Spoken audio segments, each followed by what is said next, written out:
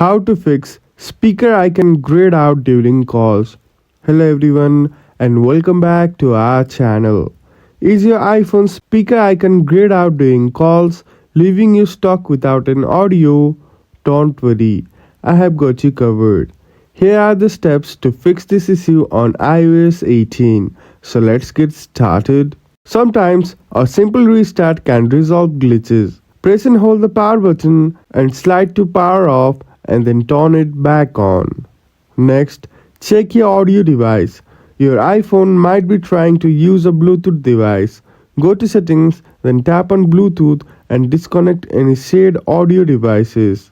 Next, check your speaker. Open the Voice Memos app and record a quick note and play it back. Then test the speaker with the audio or ringtone. If you can't hear anything, your hardware might need repair.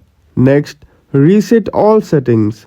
If the issue persists, reset your settings to clear any software conflicts. Go to Settings, tap General and tap Transfer or Reset iPhone and tap Reset and select Reset all settings. Next, update your iOS.